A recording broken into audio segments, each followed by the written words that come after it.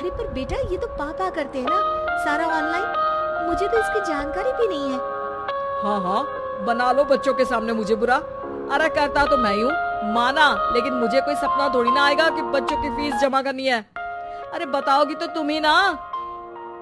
ममता की अब ये आदत में शुमार हो चुका था। वो हमेशा हर बात के लिए खुद को ही दोषी मानती। एक दिन वो पड़ोस की दोस्त से कहती है, समझ नहीं आता यार, मैं इतनी डम कैसे हो सकती हूँ। बात तो सही भी है ना, अब पति बेचारा नौकरी करे, पैसे कमाए, या फिर ये देखे कि बच्चों की फीस का वक्त है। क्या करूँ यार। पता नहीं, मेरे पति तो सारा काम खुद ही करते हैं। वो तो कहते हैं कि तुम थक जाती होगी, सारा दिन घर बाहर बच्चे। तो अच्छा, ऐसे भी पति होते हैं क्या? अरे क्या बात कर रही है, भाई साहब कभी तुझे किसी बात के लिए सुनाते नहीं? किसने कहा नहीं सुनाते? अरे ये पति चीज ही ऐसी होती है कि बिना पत्नी को सुनाए उन्हें चैन की नींद कहाँ आती है। तो तू भी परेशान रहती होगी कि कैसे क्या कब भूल गई। अरे वो तो मुझे बस इस बात के लिए ताना देते हैं कि मैं वक्त पर खाना क्यों नहीं खाती या पार्लर जाकर अपनी साज सज्जा क्यों नहीं करवाती। पड़ोसन बोल ही रही होती है कि ममता के बेटे की आवाज आती है। अरे माँ क्या हो गया? लग नहीं रहा कि आज आप मुझे पानी भी देगी। अरे कब से खाने के लिए वेट कर रहा हूँ। अरे यार मैं चलती हूँ, बेटा खाने के लिए वेट कर रहा है, मैंने उसे खाना भी नहीं दिया। अरे 12वीं में पहुँच चुका है तुम्हारा बेटा, उसे बोलो खुद पानी लिया करे। मैंने तो अपने बच्चों को काम करना सिखाया है। अरे यार खुद की भी तो कोई लाइफ है। माना जब नहीं कर सकते थे तो किया, लेकिन अब इतने बड़े बच्चों की हर बात मानेंगे तो मुश्किल तो अपने को ही होगी। ममता को पड़ोसन की बात में दम तो लगता है, लेकिन करे क्या, आदत भी तो खुद ही ने डाली थी। ममता घर जाती है कि तभी बेटी आ जाती है। माँ परसों मुझे एक शादी में जाना है, तेरी वो जो लाल वाली साड़ी है ना उसे दे देना, मैं आज जाकर टेलर को दे दूंगी, वो उस साड़ी से सूट बना देगा। अरे नहीं नहीं तारा, वो मेरी माँ ने मुझे दी थी और उस साड़ी से मेरी काफी भावनाएं जुड़ी हैं। तुमको ना मैं दूसरी साड़ी दे दूंगी। ओके कोई बात नहीं, लेकिन आज दे ही देना पक्का। तारा माँ की साड़ी से सूट बनवाकर पार्टी में जाती है, लेकिन जब वो पार्टी से लौटती है, क्या है मैं तो समझ ही नहीं पा रही हूँ। अरे जब वो साड़ी मांगी थी तो ये छल्ली सी साड़ी क्यों दे दी? मैं ही पागल थी जो इस साड़ी का सूट बनवा लिया मैंने। माँ जानती भी हो कि कॉलेज में मेरी कितनी हंसी उड़ी। तभी वहाँ ममता का पति सुनील आ जाता है। अरे गवार औरत, जब बेटी साड़ी मांग रही थी तो दे देती ना। अरे पापा इनके तो इमोशंस जुड़े थे उस साड़ी से। ममता इतने सब के बाद भी कुछ नहीं बोलती। मेरी बेटी की बेइज्जती हो गई, मैं बिल्कुल बर्दाश्त नहीं कर सकता ये।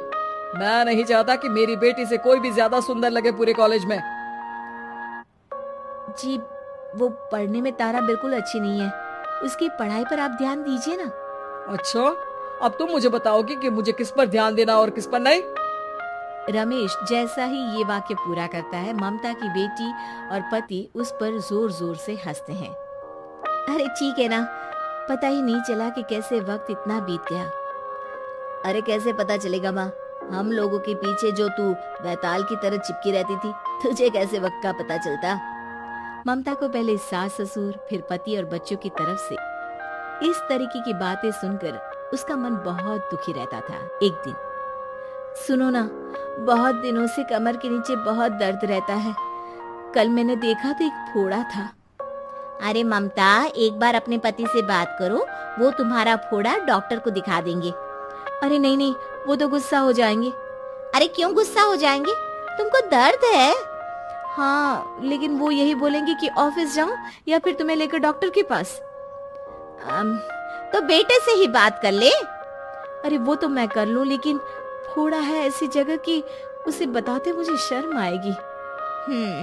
लेकिन कुछ ना कुछ तो करना जरूरी है ना, ऐसे कब तक फोड़े के दर्द से तड़पती रहेगी। अब तो सोच रही हूँ कि इनसे बात कर ही लूं, वरना दर्द के मारे कहीं मर ना जाऊं। लेकिन शाम को, ममता क्या किया तुमने आज? खाने के डिब्बे में कैसा खाना दिया था? दाल खराब हो गई थी, कब की थी? दाल तो मैंने सुबह ही बनाई थी, खराब कैसे हो गई? अच्छा सुनिए ना, मुझे कहना है कि अरे गरम दाल बंद करोगी तो ऐसा ही होगा ना। बेइज्जती हो गई सबके सामने मेरी।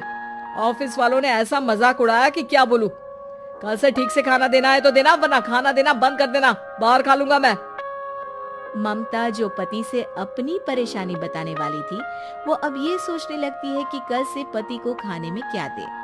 अगले दिन ममता थकी थकी सी हालत में, आप लोगों के लिए नाश्ता बना दिया है, खाना बनाने की हिम्मत नहीं है आज तो। रात भर सोकर थक गई है ना, इसीलिए तो खाना नहीं बना सकती। हिम्मत नहीं हो रही है, मैं बस सोने जा रही हूँ। बस मैडम को सोने का बोल दो, फिर देखो कैसे सोती रहती है। माँ फिर वही पराठा सब्जी। अरे हमारे साथ के दोस्त एक से बढ़कर एक नाश्ता खाना लेकर आते हैं, आप तो बस। सभी घर से निकल जाते हैं, लेकिन जब शाम को बेटा घर आता है तो घर में अंधेरा रहता है। बेटा लाइट जलाता है। क्या माँ, तुम्हारा भी जवाब नहीं है बिजली का बिल बचाने के लिए?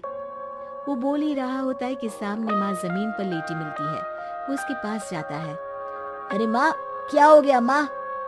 तभी वहां पड़ोसन आती है। अरे बेटा, तुम्हारी माँ के पैर के पास एक फोड़ा है, जिसके कारण ये लगातार कमजोर होती जा रही थी। मैंने उसे पहले ही कहा था कि घर में बता दो, लेकिन तुम्हारी माँ किसी को तंग करना नहीं चाहती थी। तभी वहां डॉक्टर आ जाता है।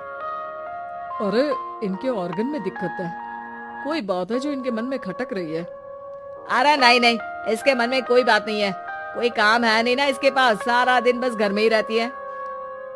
देखिए मैं तो ये नहीं जानता, लेकिन हाँ इनके मन में हमेशा कोई बात रह जाती होगी, इसीलिए उनकी ये हालत है। अगर आप समय से नहीं ले आते तो हो सकता था कि। अरे नहीं नहीं डॉक्टर साहब, हम पूरी कोशिश करेंगे कि वो ठीक हो जाए। हम लोगों ने अपनी ही परेशानी माँ के सामने रखी, लेकिन किसी ने माँ की दिक्कत को जानने की कोशिश तक नहीं की। हाँ, मैंने भी ममता को हमेशा घरेलू जरूरत से ज्यादा काम का नहीं सोचा था। ममता को होश आता है और वो खुद को अपने बेडरूम में देखती है। वो उठने की कोशिश करती है कि माँ, अब आप नहीं उठेंगी, हम लोग है ना, हम लोग आपको पूरी तरह से खुश रखने की कोशिश करेंगे।